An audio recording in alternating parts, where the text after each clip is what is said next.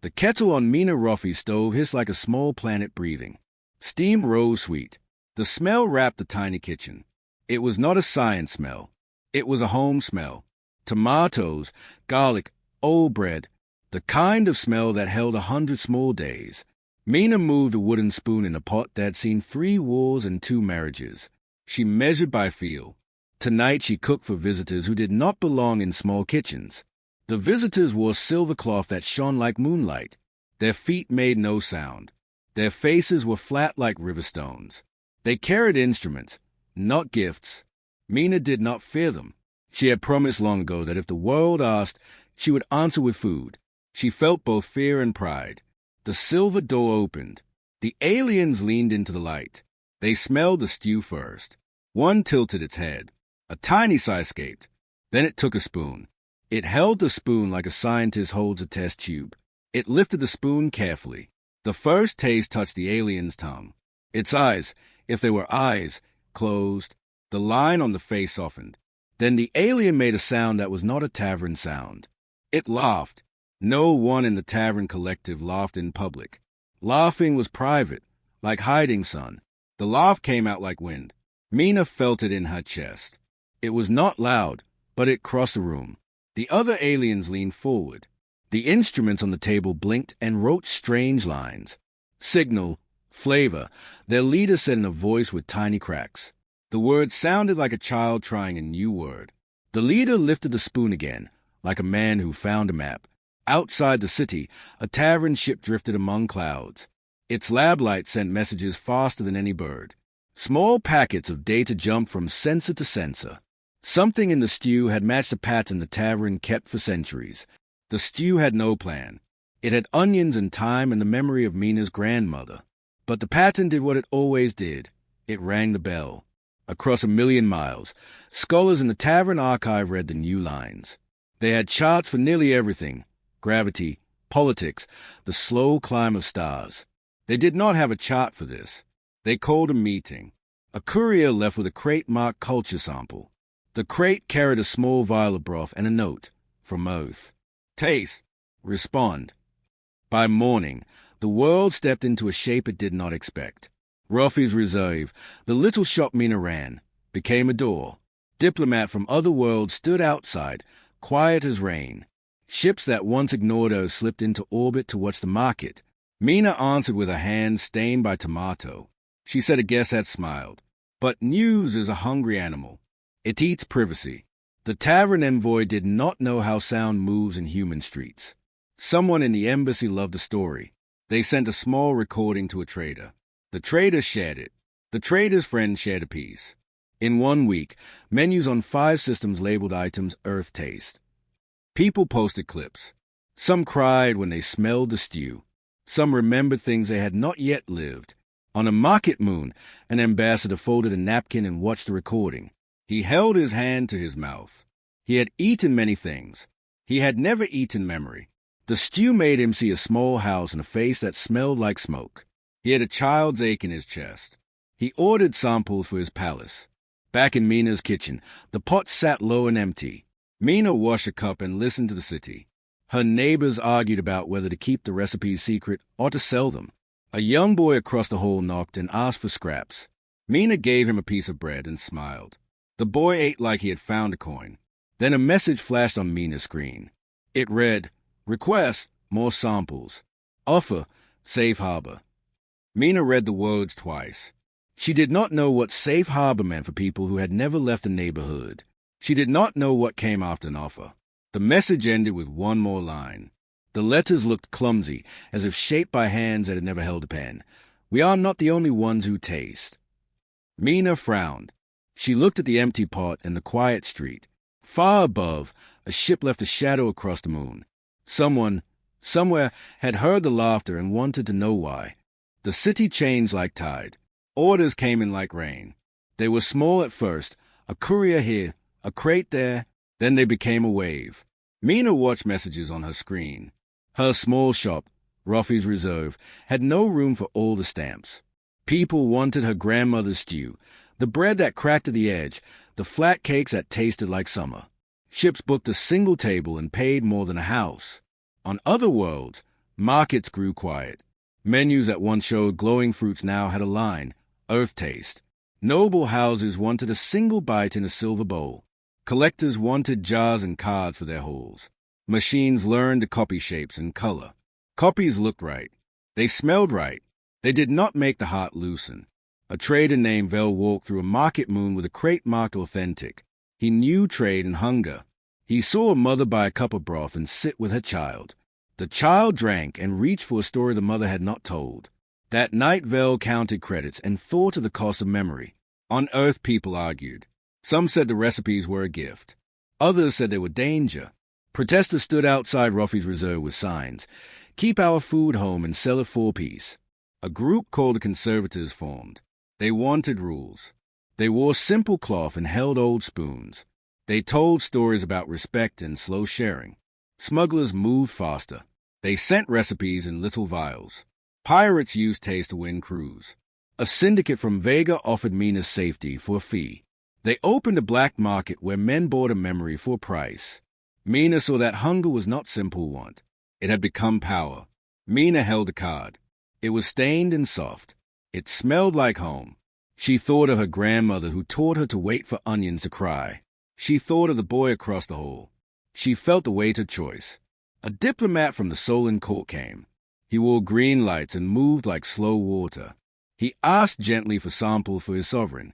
Mina pretended calm and gave 2 jars. He left with a smile that held many promises. Word reached many palaces. Little jars became keys. Some used Earth Taste to bring peace. A governor served a plate and ended a feud. 2 captains signed a pact after sharing bread. At the same time, a warlord in the outer rim bought a spoon and found courage to raid a neighbor. He later said one bite made him feel like a child who could take the sky. New words appeared for the feeling aftertaste. Some called it aftertaste grief, a softness that left people homesick. Others called it the echo because a flavor echoed a life. Scientists tried to map these feelings. The maps failed. Lines move when people remember to laugh. Mina had visitors, good and bad. A woman from a shipping guild offered sky lanes for a recipe. A young chef wanted to learn how Mina pressed bread. Mina felt proud. She felt scared. Selling meant spreading. Spreading meant changing. At night, Mina and 2 friends sat on the stoop and watched ships. We could hide one recipe, said Omar, who taught children to read. We could sell a few and keep the rest, said Lila, whose hands were quick and kind. Mina held a card and thought of a world that could change with a spoon. Then came a secret auction. It was a room with a long table and faces in shadow. Mina could not go. She sent Sal, an old friend. He carried the last clean copy of the grandmother recipe. The bidding climbed like a slow stay. Credits flew. Faces stayed calm. Then a masked buyer stepped forward. The mask was plain, but the emblem on the chest caught the light, a star bitten by a fork. The buyer named a number that stopped the room. Sal left with a new coat and a sealed crate. He did not open it in the street. Back at Ruffy's Reserve, Mina and the others waited with fingers that tapped like drums. Sal opened the crate like a man afraid of thunder. Inside sat a single jar. A heavy scent filled the room, not food but old libraries and sea. Under the jar lay a small note. Sal read the note aloud. The letters were clumsy. It said, "We tasted. Now we hunger for more. We come." Outside a low hum began. It was not wind. It was the sound of engines. The sky, which had known peaceful ships, darkened as a line of craft leapt from the dock. Mina felt her heart like a pot ready to boil and soon. They called the new force the Culinary Defense Corps. The name sounded strange to many. Soldiers who wore aprons, officers who studied spices instead of maps. But the world learned fast that taste could be a weapon. After the ship shadowed the moon, city gates filled with reporters and guards. Mina watched from the window of Ruffy's Reserve as men in uniform marched past with boxes of neutral paste. The paste promised a dull flavor for a few hours. Scientists called it a buffer. People called it a silence. The first tests were messy. Volunteers ate a spoon of the paste and then a bowl of stew. At first, the stew tasted flat.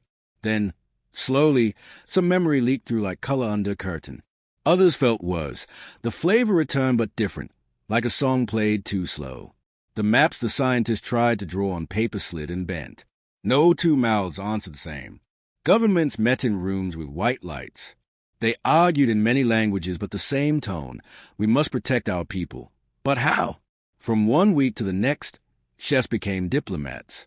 Old women who had never left their neighborhoods were called to speak to foreign councils. Mina, who had once only known the crowd in her market, found herself behind a long table in a hall full of glass and metal. She did not like speeches. She liked hands and dough and the way bread released steam. But she agreed to one event, a tasting meant to calm a planet. Two worlds had been close to war. Their leaders hoped that sharing a meal might remind them of things they had in common. The whole smelled like 1,000 kitchens. Mina placed a simple dish on the table, plain flat bread dipped in broth. No show, no theater, just bread that broke at the edge. People raised spoons and tasted. A captain, scarred and stern, ate. His shoulders dropped. He saw a small girl in a market who sold bright threads. He smiled without meaning to. A rival leader tasted and remembered an afternoon rain. For a thin, golden minute, the shouting stopped. But taste can open many doors. Not all doors lead right. After the peaceful moment, a guard found a single plate with a smear of spice. Someone had slipped something into the food. The leaders had agreed to trust cooks and guards and the thin rules of the hall. Those rules broke like fragile glass. The leader who had smiled now stared like a man who had lost his name. He clutched his chest and then laughed in a way that meant fear. People pushed. Fingers pointed. A small fight began beside a table meant for peace. The hall emptied into chaos. Cameras that had filmed hope now filmed confusion. Mina left the hall with a bowl still warm in her hands and a question burning in her throat. Who would use food to break a pact?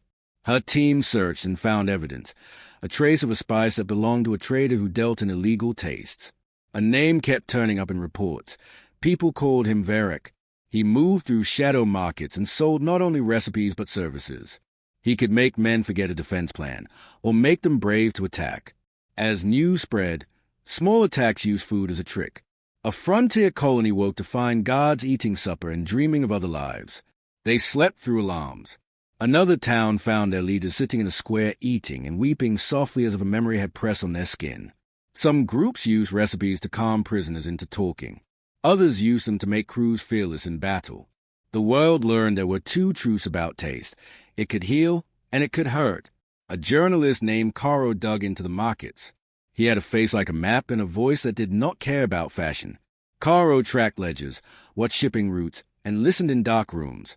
He found a masked buyer who had paid so much for Mina's grandmother card. The buyer's symbol, the star bitten by a fork, showed up in a list of recruits. The list did not name armies or governments. It named a fleet, private and secret. People called it the Taste Fleet. Caro wrote with plain words that made people read. He wrote that the Taste Fleet did not trade like a trader. It took loyalty. It moved between culture and control. Men in high chairs hired recruiters to find cooks and makers. They wanted not only recipes, but people who could make others feel and follow. Mina read Caro's report with her thumb on the page, as if she might smooth away the fear. She felt a cold line go through her body. If the fleet wanted more than taste, if it wanted people who could bend thought through flavor, then simple kitchens would not be safe. She decided to move. She packed her grandmother's cards into a tight roll and tucked them into a wooden box. She hid breads and cloves and kept her hands dirty so she would not look like a prize. Mina planned to take the card to a safe place, a small island where the conservators kept old things for old reasons. The conservators still believed in slow sharing and honest spoons. Mina thought their rules might hold. Before she left, Mina visited the boy from across the hall. He sat on the stage with a crust and watched ships cut light across the sky. Mina bent and whispered that she would be back soon. The boy looked up and tried to smile. His mouth moved like a chorus learning a new song. Night fell heavy that night. The city slept as best it could with ships moving like restless lamps. Mina closed her shop and walked toward the dock with only Sal and Omar for company. They moved through alleys where the paste-smudged walls held old posters. A sound brushed across the air, soft at first, then a drum in the chest. Machines shifted in the distance. A hand grabbed Mina from behind. It was quick and quiet. A cloth pressed across her face to keep her from crying out. Sal toned, but two shadowed figures pulled him away. Omar tried to fight, but the men were strong and trained.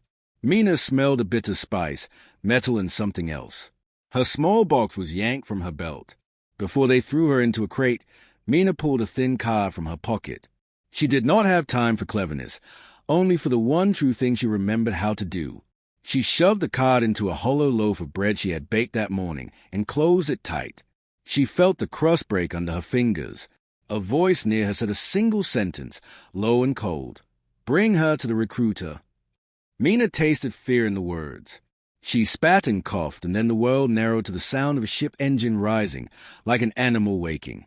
As the crate lid shut, Mina pressed her face into the dark and tried to remember a small kitchen. She thought of her grandmother's hands and the way onions used to cry. She hoped the boy would be safe. She hoped her friends would find the bread and do what she had once told them. Burn the book if they could not keep it safe. Outside, the city lights reflected off a metal hull. Somewhere far above, the Taste fleet grew a tooth. The blockade came without drums. One morning the sky simply filled with ships. They hung over the farms like cold fruit. The Taste fleet made thin, quiet rules. Give us your crops, your herbs, your cooks. Pay a tariff, or your fields starve. Farms turned into forts. Farmers learned to hide seeds in children's clothes.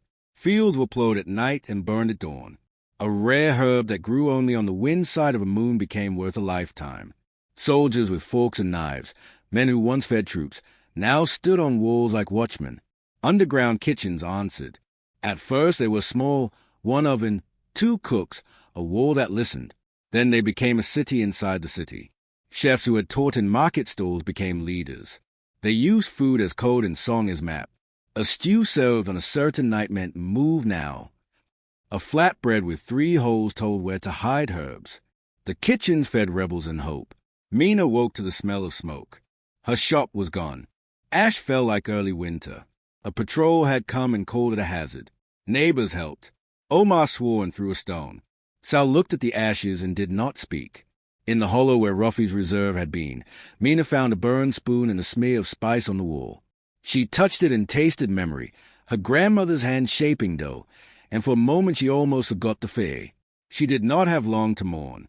Word came that the recruiter had sold her to a captain of the Taste fleet. The captain wanted cooks who made people change. Mina could not let that happen. She needed to leave and fast. A spice trader named Joe arrived in a battered ship that smelled like dried pepper and rain. Joe had traded across 6 systems and kept secrets in jars. He had seen the Taste fleet take a whole market for a single herb. He owed Mina a favor, one she had given him bread when his belly was empty.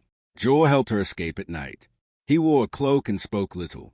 He cut the ropes that held a crate and led her through shadowed alleys to a smuggling tunnel that smelled of salt and old coffee. Mina hid in the belly of Joel's ship while men with fork badges searched the docks.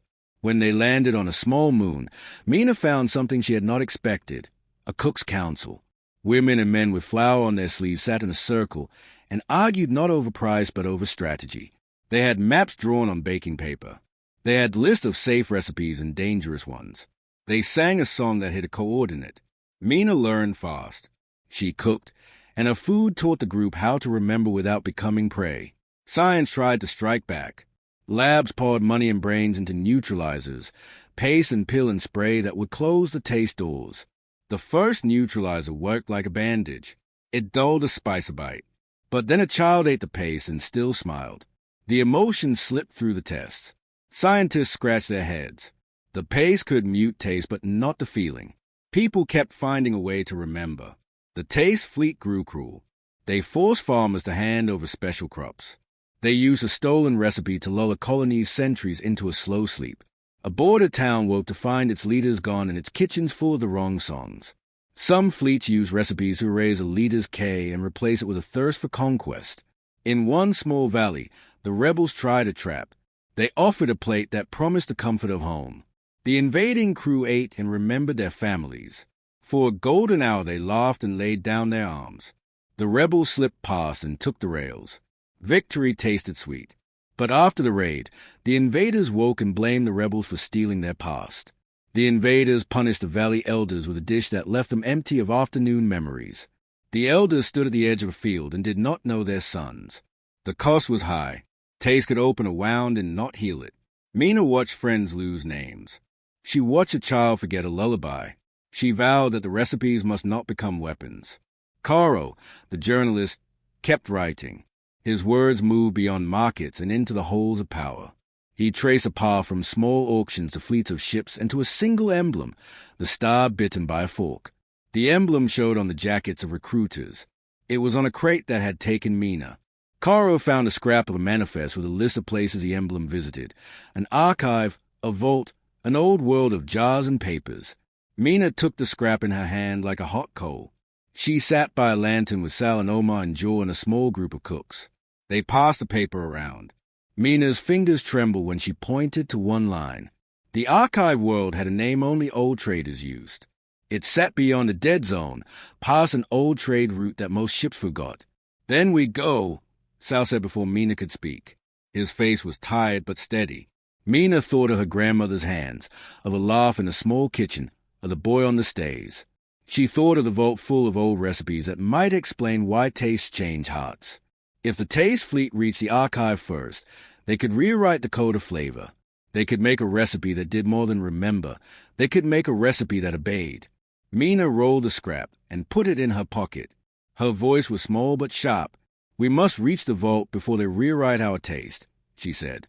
Outside, the sky held a hungry line of lights. A ship hummed like a beast waiting. Mina and the cook stood and packed jars, maps, and a single loaf.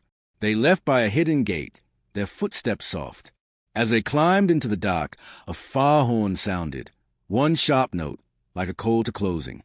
The emblem of the fork flashed on the horizon, and somewhere inside it, a map was already being read. Dawn on the archive world came like a slow apology. The sky was thin and pale. Mina stepped from the shuttle and felt the cold air on her face.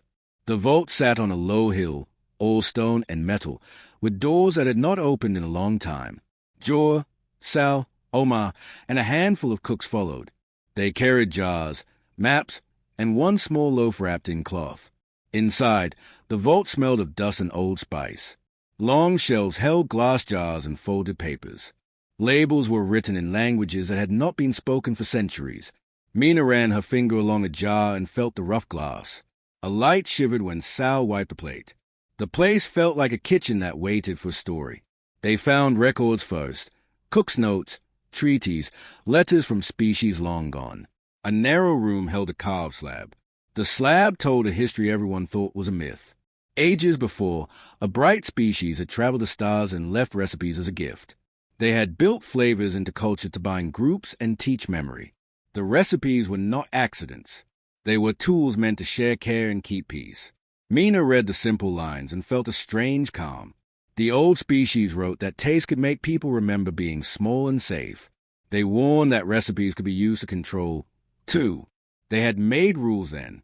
They had hidden the most dangerous recipes behind seals and locks. That was why the vault existed, to keep power from hands that would abuse it. A bell rang, far off at first, then closer. The taste fleet had found the same maps. Mina's chest tightened. They had less time than she hoped. The fleet arrived like a low wind. Their captain came down alone, cloak neat, emblem of the fork and star bright on his breast.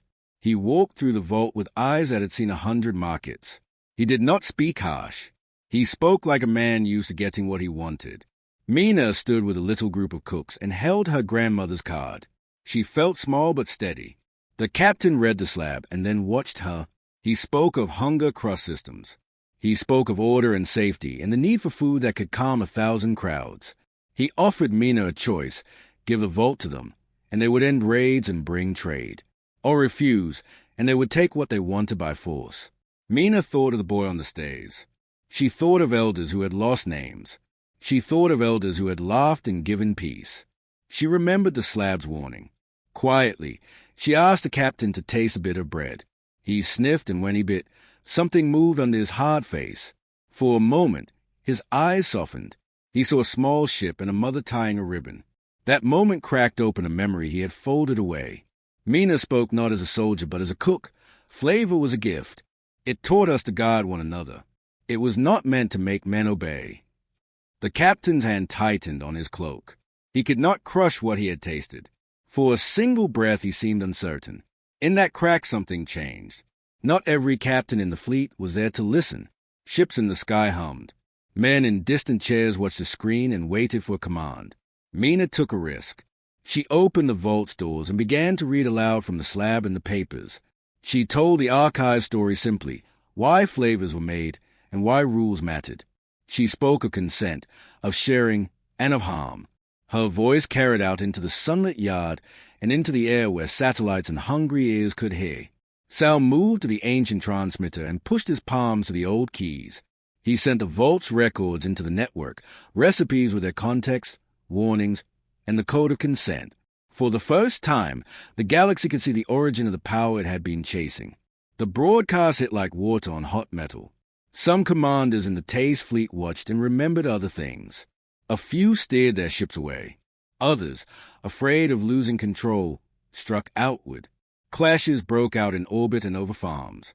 But many men and women on the fleet laid down their arms after they read the slab or tasted the simple bread Mina offered.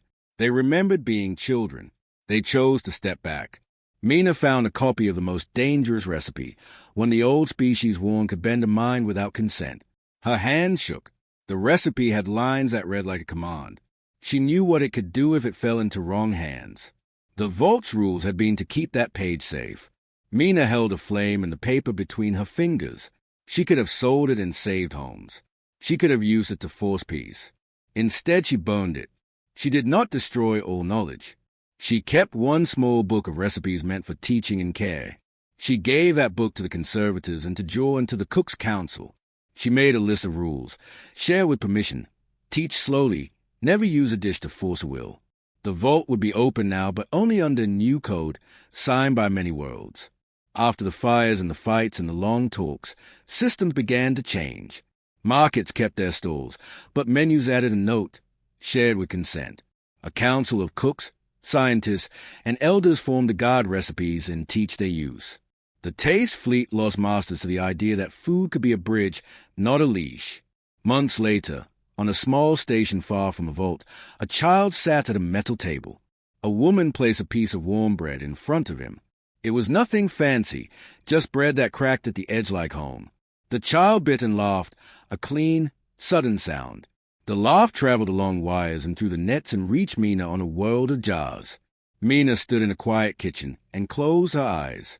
She tasted a memory, her grandmother's hands, the warmth of a small room. She felt tired and glad. She knew humans had given the galaxy a gift that could heal or hurt.